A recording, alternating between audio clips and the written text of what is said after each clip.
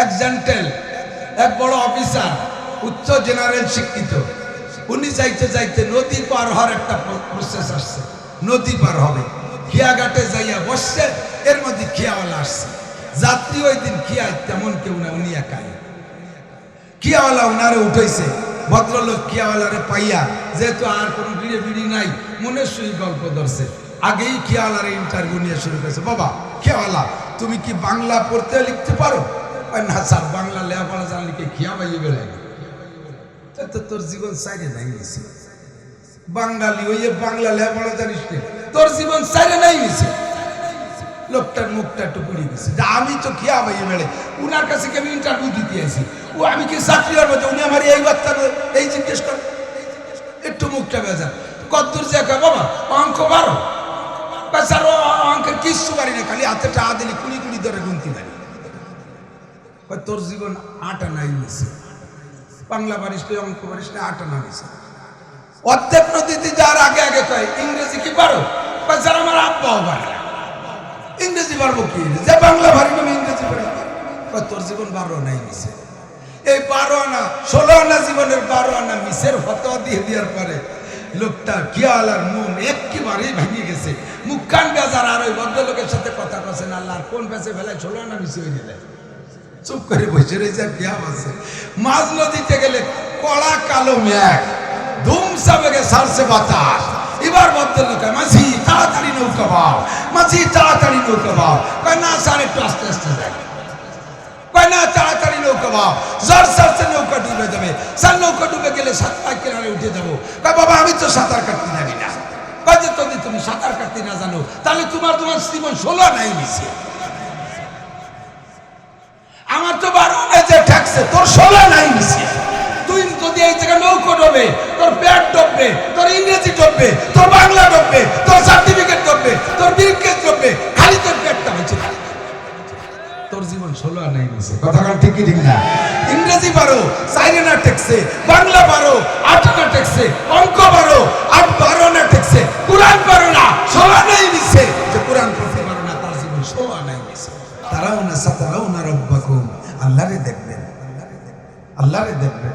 এই লোবাই না, মাননীয় প্রধানমন্ত্রী আজকে রূপবাদ বাজারে সব দিক কাছাই দিয়ে দৌড়বা, তার একবার দেখতে মাথায় ভেটা বেঁধে লুঙ্গিতে বাগনি বেঁধে দৌড়বা। প্রধানমন্ত্রী দেখবো, আল্লাহরে দেখবো। কারণ আল্লাহু আকবার। কে কে দেখবেন আল্লাহরে?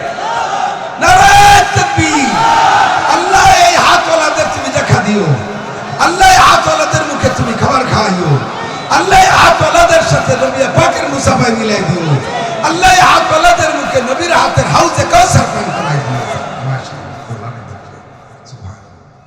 সাহাবায়ে কিরাম বলে, হুজুর আল্লাহরে দেখো কি বেড়ার ভাগিতে কোনা কানা দিয়ে সাফা সাফাই দিনি। হুজুর কয় সাতারাউনা রাব্বাকুম কামা তারাউনাল কামার লাইলাতাল বাদর লা তুজামুনা লিরুয়াতিহি রাওয়াহু ইবনে মাজাহ। হুজুর বলেন তোমরা আল্লাহকে এমন ভাবে দেখতে পারবা, পরিষ্কার পরিচ্ছন্ন আকাশে পূর্ণিমার চাঁদটা যেমন উপরে উঠে আসলে দেখতে কোনো ঠেলাঠেলি ধাক্কাধাক্কি করা লাগে না, ও জায়গা করে বাধা বিপত্তি নাই। তোমরা তোমাদের রবকে ওভাবে ক্লিয়ার দেখতে পারবা।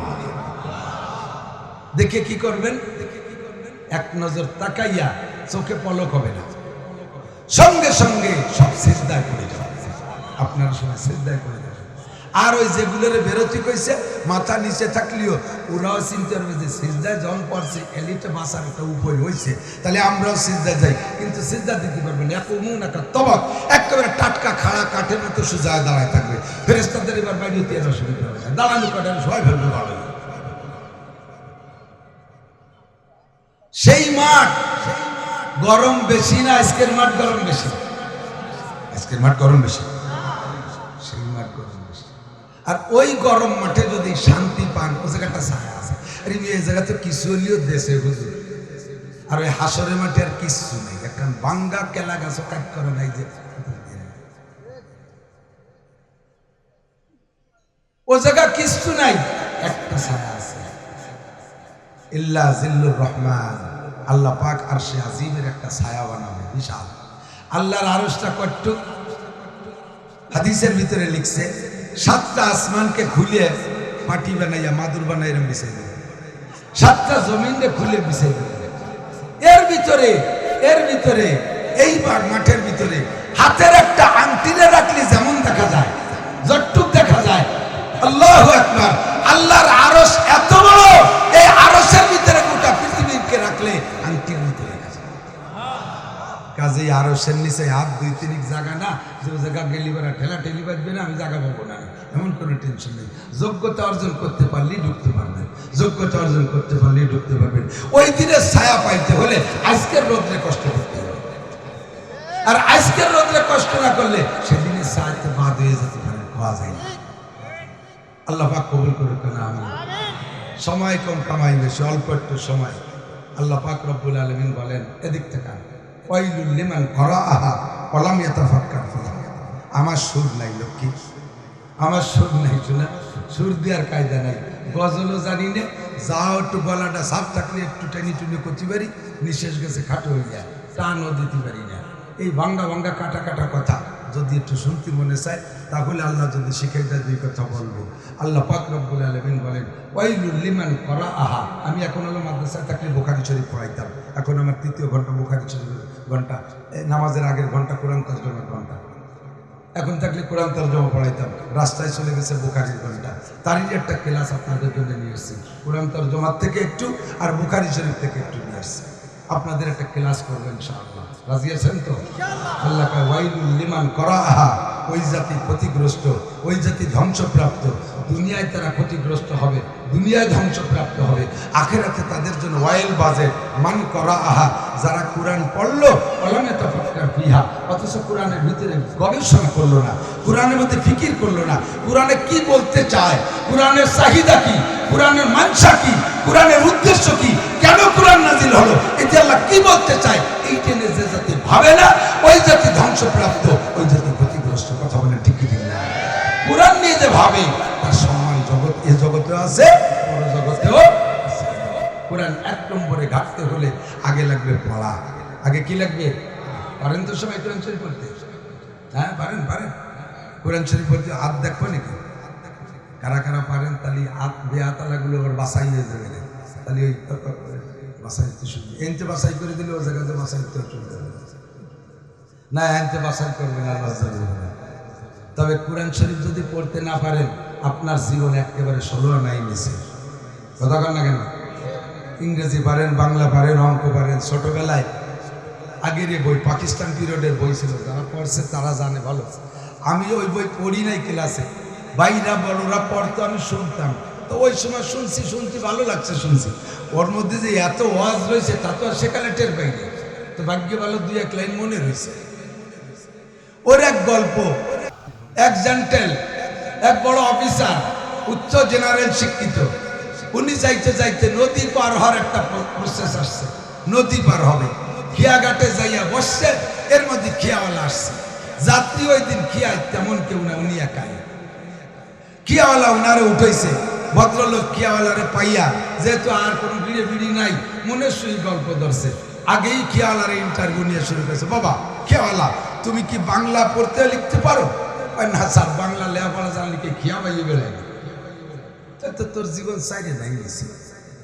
বাঙালি ওই বাংলা লেখাপড়া জানিস না, তোর জীবন সাইডে নাই গেছে। লোকটার মুখটা একটু পুড়ে গেছে, আমি তো খিয়া পাইয়ে বেড়ে, উনার কাছে কি আমি ইন্টারভিউ দিতে আসি? ও আমি কি চাকরি হওয়ার মধ্যে? উনি আমার এই বাচ্চা এই জিজ্ঞেস করে, একটু মুখটা বেজার। কদ্দূর যে বাবা অঙ্ক পারো? স্যার অঙ্কের কিচ্ছু পারি না, খালি হাতে টাকা দিলি 20 ধরে গুনতে পারি। তোর জীবন 8 আনাই গেছে। বাংলা পারিস না, অঙ্ক পারিস না, 8 আনা গেছে। অর্ধেক নদীতে যাওয়ার আগে আগে কয় ইংরেজি কি পারো? স্যার আমার আব্বাও পারে না। ইংরেজি পারবো কি? যে বাংলা পারি না, ইংরেজি পারি। তোর জীবন 12 আনাই গেছে। এই 12 আনা 16 আনা জীবনের 12 আনা মিসের ফতোয়া দিয়ে দেওয়ার পরে লোকটা খিয়ালার মন একেবারেই ভেঙে গেছে, মুখ কান বেজার। আর ওই ভদ্রলোকের সাথে কথা কছেন, আল্লাহর কোন পেছে ফেলায় 16 আনা মিশে হয়ে যায়। চুপ করে বসে রয়েছে, আর কিয়া আছে। মাঝ নদীতে গেলে কড়া কালো মেঘ, ধুমসা বেগে সারছে বাতাস। এবার ভদ্রলোক, মাঝি তাড়াতাড়ি নৌকা বাও, মাঝি তাড়াতাড়ি নৌকা বাও। কয় না স্যার, একটু আস্তে আস্তে যায়। কয় না তাড়াতাড়ি নৌকা বাও, জোর সারছে নৌকা ডুবে যাবে। স্যার নৌকা ডুবে গেলে 7 পা কিনারে উঠে যাবো। কয় বাবা আমি তো সাঁতার কাটতে জানি না। কয় যে যদি তুমি সাঁতার কাটতে না জানো, তাহলে তোমার জীবন 16 নাই মিশে। ঠেকছে, তোর ষোলো নাই মিশে। তুই যদি এই জায়গায় নৌকো ডোবে, তোর পেট ডুববে, তোর ইংরেজি ডুববে, তোর বাংলা ডুববে, তোর সার্টিফিকেট ডুববে, তোর ব্রিফকেস ডুববে, খালি তোর পেটটা হয়েছে। তোর জীবন ষোলো আর নাই মিশে। কথা কান ঠিকই ঠিক না? ইংরেজি পারো, চাইরে না ঠেকছে, বাংলা পারো, আট না ঠেকছে, অঙ্ক পারো, আট বারো না ঠেকছে, কোরআন পারো না, ষোলো নাই মিশে। যে কোরআন পড়তে পারো না, তার জীবন ষোলো নাই মিশে। কোরআন আলারে ঠাট্টা হলো, মৌলভী হুজুর বিস্কি সুরকি তিলে মুসল্লি মাচিয়ে সুবি হুজুরকে দেখলি কয় সল্লাল্লাহ আছে, মানে মিলাদ পড়ে বলে না, আমি তুই সল্লাল্লাহ। লাদেন বাহিনী জঙ্গি ফাসাউফা তারা ইদান কাশাফাল গুবারো আবার সুনতা তারিজলিকা আম হিমারো। অন্ধকার যখন কেটে যাবে তখনই প্রমাণ হবে কারা লাদেন বাহিনী, কারা জঙ্গি, কারা দুষ্কৃতিকারী, কারা ভালো আর কারা মন্দ, সব প্রমাণ হবে অন্ধকার কেটে গেলে। কবরে যখন যাইবা মর্তমারা সরবা সরদার খাবেদা রাস্তে বেদারা কে উলাত আজদা। দুনিয়া যতক্ষণ আছো অন্ধ আছো, চক্ষু বন্ধ করে আছো, ঘুমিয়ে আছো, কিছুই দেখতেছো না। কবরে যখন যাইবা চক্ষু খুলিয়া যাইবে, অন্ধকার কেটে যাবে, মুনকার নাকির দেখবা, ফেরেশতা দেখবা, জাহান্নামের ছবি দেখবা, জান্নাতের ছবি দেখবা। যদি জান্নাতি হও জান্নাতের ছবি দেখবা, অন্তরটা খুশি হইয়া যাইবা। তখন শুকর আদায় করবা, আলহামদুলিল্লাহিল্লাযী কদ ওয়াদানা মা ওয়াদানা রাব্বুনা হাক্কা। শুকর ওই আল্লাহ, প্রশংসা ওই আল্লাহ, যে আল্লাহ ওয়াদা করেছে কবরেই আমারে হুবহু সব পৌঁছাই দিয়েছে। আর ওই জায়গা যদি ধরা খাও তখন চিৎকার মেরে বলবা রব্বানা আখরিজনা মিনহা ফাইন উদনা ফাইন্না জালিমুন।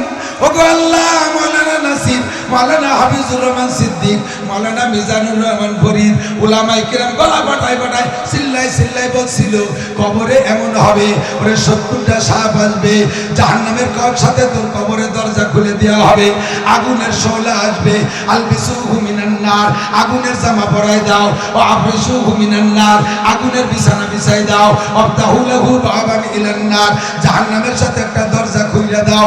এই কথা যে কতবার করছে, বলছে, বয়ান করছে, কোনোদিন কথায় কান লাগাই নাই। এখন তো দেখি সবই সত্য। আখরিজনা মিনহা, আর একটা বার দুনিয়ায় বের করে দাও, আখরিজনা মিনহা ফাইন উদনা ফাইন্না জালিমুন। আবার যদি সেই অন্যায় করি তাহলে জালেম হিসেবে সাব্যস্ত কইরা যে বিচার করবা কোনো টু শব্দ করব না, আর একটা বার পাঠায় দাও। আল্লাহ বলবেন ইকসাউ ফিহা ওয়ালা তুকাল্লিমুন, পড়ে থাক, কথা বলবি না। পড়ো কোরআন, বাঁচতে চাইলে পড়ো কোরআন, পড়, ডাক্তার হ, ইঞ্জিনিয়ার হ, বিজ্ঞানী হ, সর্বোচ্চ তোর জিন্দেগির দাম হবে 12 আনা। আর কোরআন পড়তে না পারলে ও 12 আনা শেষ, নদীর মধ্যে ডুবে তোর 16 আনাই শেষ।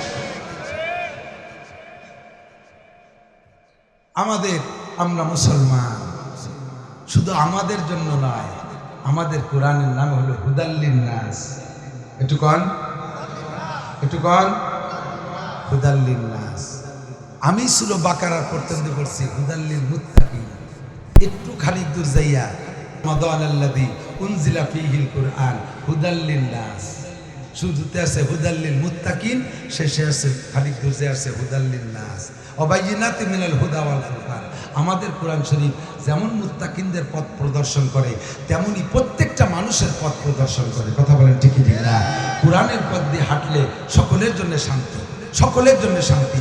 আমার বাংলাদেশে, এই বাংলাদেশে যদি কোরআনী আইন, কোরআনী শাসন ব্যবস্থা হয়, জারি হয়, মাননীয় সরকার মহোদয়, জননেত্রী প্রধানমন্ত্রী শেখ হাসিনা, উনার সরকারও যদি কোরআনী আইনকে বাস্তবায়ন করে, তাহলে মুসলমানদের চাইতে অমুসলমানরা শান্তিতে থাকবে দেশে বেশি।